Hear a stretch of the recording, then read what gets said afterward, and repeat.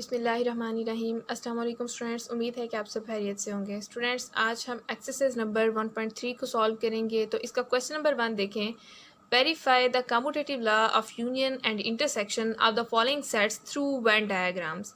आपने यहाँ पे वेरीफाई करना है कम्यूटेटिव लॉ। क्या वेरीफाई करना है? Commutative law of union and intersection, union का भी और इंटरसेक्शन का भी थ्रू वेन डायग्राम्स।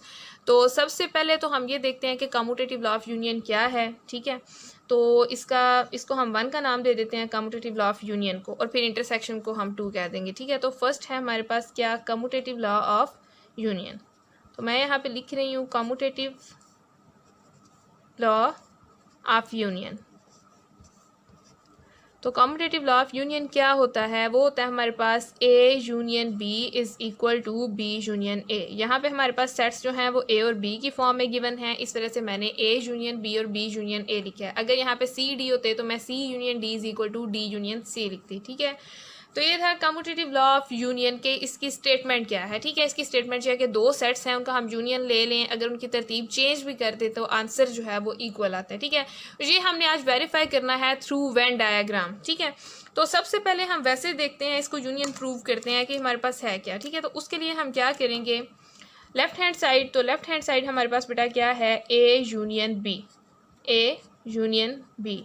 अब यहाँ पे हम क्या करते हैं? ए की जगह उसकी वैल्यू पुट कर देते हैं। ये चीज़ तो आपको बाती है कि क्योंकि आपने पिछली एक्सरसाइज सारी जो है वो इसी से रिलेटेड की है। तो ए की जगह उसकी वैल्यू पुट कर दें 3, 5, 7, 9, 11, 13।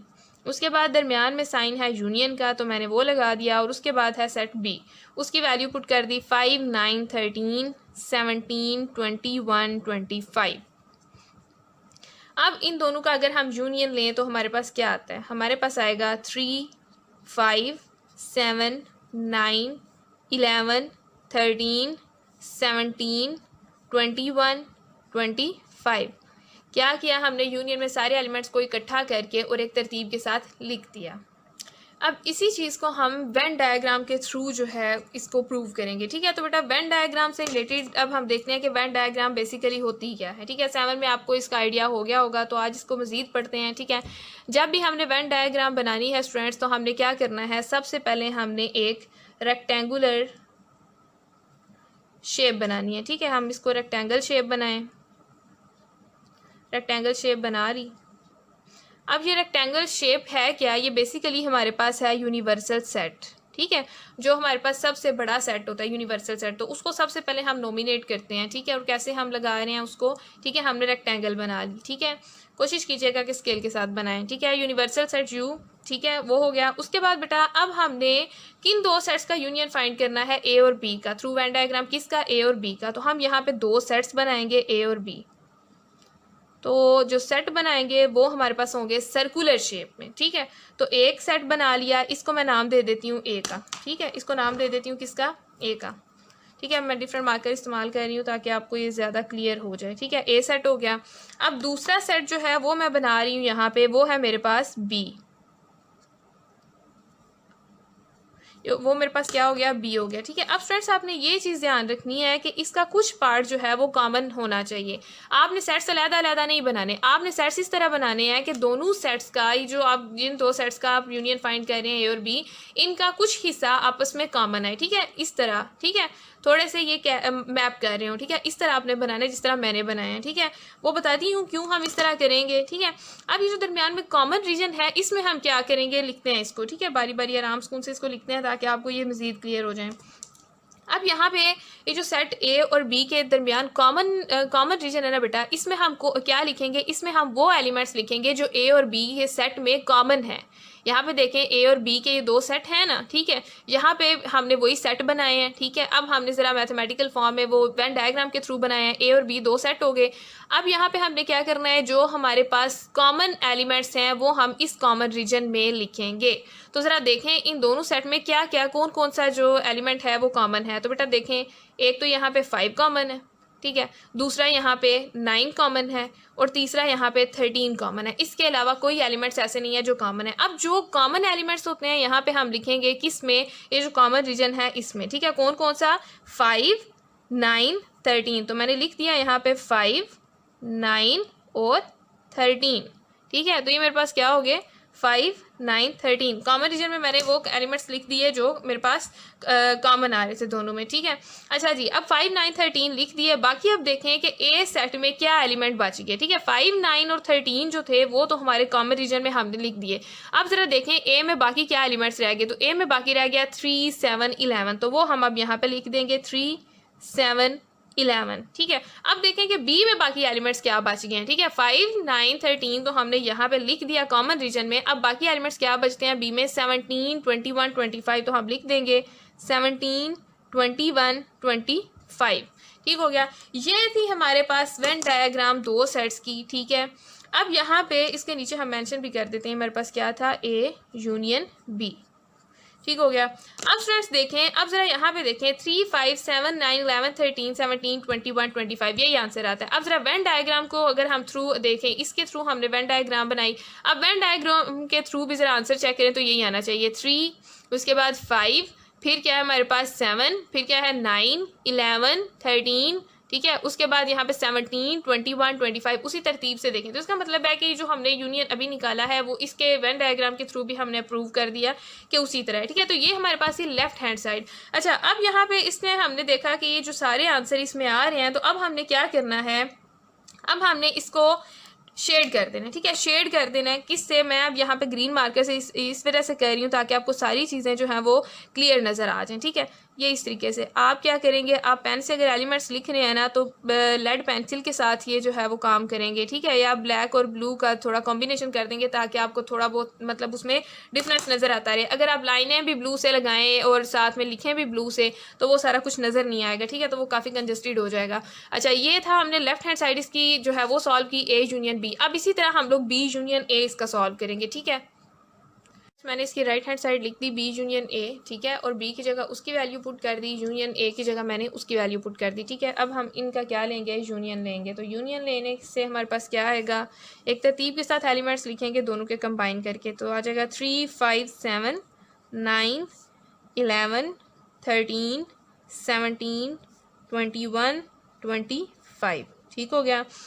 इसका हम लोगों ने बी यूनियन ए निकाल लिया। अब हम इसकी वेन डायग्राम बनाएंगे, ठीक है। तो वेन डायग्राम बनाने के लिए सबसे पहले हमने क्या करना होता है, हमने इसकी एक रेक्टेंगल बनानी होती है,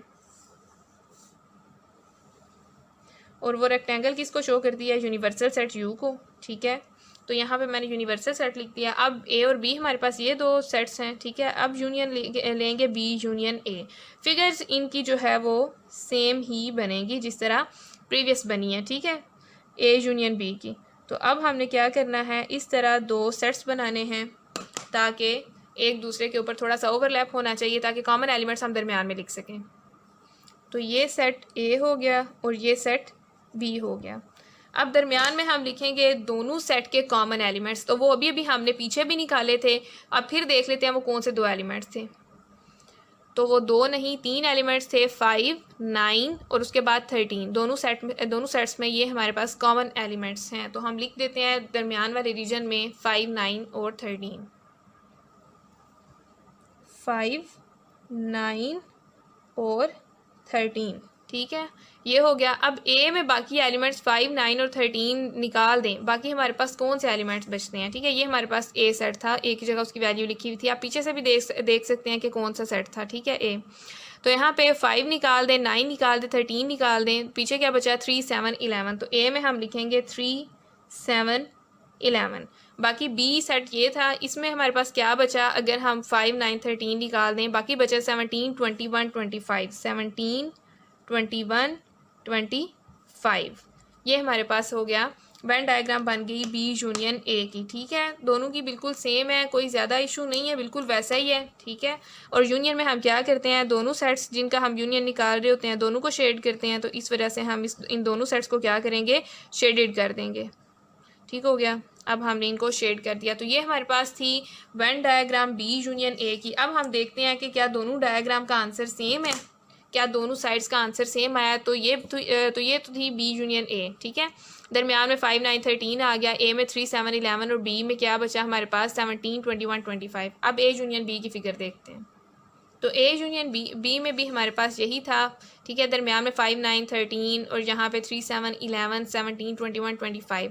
लेफ्ट हैंड साइड हम यहाँ से देखें, यहाँ से देखें, उसके बाद हम राइट हैंड साइड देखते हैं, तो वो भी बेशक हम यहाँ से देखें, यहाँ से देखें, हमारे पास आंसर क्या आता है, सेम आता है। तो हम यहाँ पे क्या लिख सकते हैं, hence left hand side is equal to right hand side. तो ये हम प्रूव कर चुके हैं कि लेफ्ट हैंड साइड का आंसर जो है वो राइट हैंड साइड के इक्वल आ रहा है, ठीक है। उम्मीद है कि स्टूडेंट्स आपको इस डायग्राम की समझ आ गई होगी, वेन डायग्राम की। अब हम commutative law of intersection prove करेंगे, ठीक है। इसी ए और बी के साथ ये जो दो सेट्स गिवन थे, उसने कहा हमें कि इसका कम्यूटेटिव लॉ आप प्रूव करो यूनियन का भी और इंटरसेक्शन का भी। यूनियन का हम कर चुके, अब हम करेंगे इंटरसेक्शन का, ठीक है। तो कम्यूटेटिव लॉ ऑफ इंटरसेक्शन हमारे पास क्या होता है, A intersection B is equal to B intersection A. तो लेफ्ट हैंड साइड देखें जी, लेफ्ट हैंड साइड है हमारे पास ए इंटरसेक्शन बी। अब सिंपली वही काम जो हम प्रीवियस जो है करते रहे हैं, ए की जगह उसकी वैल्यू पुट कर दें, वो हमारे पास क्या है 3, 5, 7, 9, 11, 13। दरमियान में है sign of intersection, so we put sign of intersection. उसके बाद बी, तो बी की वैल्यू हम पुट कर देते हैं, वो हमारे पास है 5, 9, 13, 17, 21, 25। अब बेटा इन दोनों का इंटरसेक्शन फाइंड करें। इंटरसेक्शन में कॉमन एलिमेंट्स लेते हैं, तो देखें दोनों सेट में कौन कौन से एलिमेंट्स कॉमन हैं, ठीक है। 3 यहाँ पे है, यहाँ पे नहीं है, तो कॉमन हमारे पास एक 5 है जो यहाँ पे भी है, यहाँ पे भी है। उसके बाद 9 है जो दोनों सेट्स में है, और उसके बाद 13 है, ठीक है। इसके अलावा यहाँ पे कोई कॉमन एलिमेंट नहीं है, तो यहाँ पे हमारे पास क्या आ जाएगा 5, 9, 13। तो लेफ्ट हैंड साइड हमने सॉल्व कर ली। अब हमने इसको सॉल्व करना है किसके थ्रू, वेन डायग्राम के थ्रू, ठीक है। यूनियन हम कर चुके हैं, अब इंटरसेक्शन कर रहे हैं, तो इसकी लेफ्ट हैंड साइड को हम लोग प्रूव करते हैं। तो सबसे पहले हमने क्या करना होता है, हमने एक रेक्टेंगुलर शेप बनानी होती है जो कि हमारे पास होती है यूनिवर्सल सेट यू की, पुट कर दिया। अब हमने क्या करना है, हमने दो सेट जो है जिनका हम लोगों ने इंटरसेक्शन फाइंड करना है वो पुट कर देंगे, ए और बी। तो एक को हम ए का नाम दे देते हैं और एक को हम क्या देते हैं बी का, ठीक है। अब दरमियान में हमने क्या लिखना होता है, दरमियान में हमने लिखने होते हैं कॉमन एलिमेंट्स, दोनों सेट के जो कॉमन एलिमेंट्स हैं। तो कॉमन एलिमेंट्स तो वैसे भी हमें यहाँ पे इंटरसेक्शन में कॉमन एलिमेंट्स ही मिलते हैं, तो वो हमारे पास हैं 5, 9 और 13। 5, 9 और 13, ठीक है। अब ए में देखें बेटा 5, 9 और 13 के अलावा बाकी कौन से एलिमेंट्स बचते हैं, 5, 9, 13, ये तो कॉमन एलिमेंट्स हो गए, हमने कॉमन रीजन में लिख दिए। अब बाकी क्या बचा 3, 7, 11, तो वो ए में हम लोग लिख देंगे 3, 7, 11। बी में हमारे पास कॉमन एलिमेंट्स कौन कौन से थे, 5, 9, 13, इन दोनों के साथ कॉमन ये निकाल दिए। बाकी हमारे पास 17, 21, 25 बचा, तो हमने लिख दिया 17, 21, 25। ये हमारे पास क्या था, ए इंटरसेक्शन बी, यहाँ पे हमने लिख भी दिया ए इंटरसेक्शन बी की फिगर है। अब स्टूडेंट्स आपने जो एक चीज़ माइंड में रखनी है, जो जहन नशीन रखनी है आपने, वो ये है कि हमने यूनियन में हमारे पास दोनों सेट्स कंबाइन आते हैं, ठीक है। हम पूरे दो सेट्स को जो है वो शेड कर देते हैं, लेकिन इंटरसेक्शन में सिर्फ हमारे पास कॉमन एलिमेंट्स आते हैं। इस वजह से यहाँ पे हम जो शेड करेंगे वो सिर्फ कॉमन रीजन होगा। इंटरसेक्शन में हम हमेशा सिर्फ कॉमन रीजन को ही शेड करेंगे, जैसे मैंने ये यहाँ पे दरमियान वाला हिस्सा किया, आपने भी इसी को जो है वो शेड करना है, ठीक है। तो ये हमारे पास हो गया इसकी लेफ्ट हैंड साइड। अब हम इसी की क्या करेंगे, राइट हैंड साइड प्रूव करेंगे। तो राइट हैंड साइड हमारे पास क्या है, बी इंटरसेक्शन ए। पहले बी की वैल्यू पुट करें, वो हमारे पास क्या है 5, 9, 13, 5, 9, 13, 17, 21, 25। दरमियान में है इंटरसेक्शन, तो हमने पुट कर दिया। अब उसके बाद देखें यहाँ पे ए की वैल्यू है, और ए हमारे पास क्या है 3, 5, 7, 9, 3, 5, 7, 9, 11, 13। अब इन दोनों के कॉमन एलिमेंट्स देखें तो बेटा वो हमारे पास वही हैं, 5 दोनों में आ गया, 9 दोनों में आ गया, 13 दोनों में आ गया। तो कॉमन एलिमेंट्स हमारे पास आ गए 5, 9, 13। अब हम इसको कैसे करेंगे, अब हम इसको वेन डायग्राम के थ्रू करेंगे, ठीक है।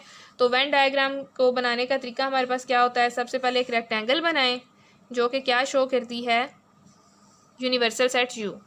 तो शो कर दिया इसने यूनिवर्सल सेट यू को। अब हमने इसके अंदर दो सेट्स जो हैं जिनका हम लोग इंटरसेक्शन या यूनियन फाइंड कर रहे होते हैं वो बनाते हैं, तो वो हमने बना दिए। ये हमारे पास ए हो गया, ये बी हो गया। अब क्या करेंगे, कॉमन रीजन जो दोनों में कॉमन रीजन है, इकट्ठा रीजन है, उसमें हम लोग दरमियान में जो कॉमन एलिमेंट्स आएंगे वो लिखेंगे। तो दोनों में कॉमन एलिमेंट्स हमारे पास क्या है, 5, 9 और 13, ठीक हो गया। अब ए में बाकी क्या हमारे पास एलिमेंट बचे 5 9 13 के अलावा हमारे पास बचे 3 7 11 3 7 11। बी में हमारे पास बाकी क्या एलिमेंट बचे 17 21 25। ठीक हो गया। अब ये हमारे पास हमने क्या करना है, इसमें हम शेड किसको करेंगे स्टूडेंट्स, जो कॉमन रीजन होता है। इंटरसेक्शन में हम लोग सिर्फ कॉमन रीजन को शेड करेंगे और यूनियन में हम लोग सारे रीजन दोनों सेट्स को जो है वो शेड करेंगे। तो ये हमारे पास क्या था, बी इंटरसेक्शन ए। तो इसके नीचे हम इसका लिख देंगे बी इंटरसेक्शन ए। ठीक हो गया। बी इंटरसेक्शन ए में भी हमारे पास वही दो सेट्स होते हैं, A B. A intersection B में भी हमारे पास वही दो सेट्स होते हैं, तो इनकी फिगर जो है वो कॉमन बनती है। अब हमें यहाँ पे अगर हम देखें लेफ्ट हैंड साइड तो 5 9 13, जहाँ पे राइट हैंड साइड भी 5 9 13। अब अगर फिगर देखें तो वो भी जो लेफ्ट हैंड साइड की है बिल्कुल वही हमारे पास राइट हैंड साइड की फिगर भी बनी है। ठीक है, तो अब यहाँ पे हम क्या लिखेंगे, hence left hand side is equal to right hand side, और लेफ्ट हैंड साइड हमारे पास क्या थी, A intersection B is equal to B intersection A. तो स्टूडेंट्स उम्मीद है कि आपको इन क्वेश्चंस की समझ आ गई होगी। आज क्वेश्चन नंबर 1 ही करवाया आपको, इसको आप अच्छे तरीके से जहन में कर लें तो बाकी क्वेश्चन इंशाल्लाह आसानी से आप कर लेंगे। ठीक है, नेक्स्ट क्वेश्चन के साथ आपके साथ दोबारा मुलाकात होगी इंशाल्लाह। तब तक अपना ख्याल रखिएगा। अल्लाह हाफिज़।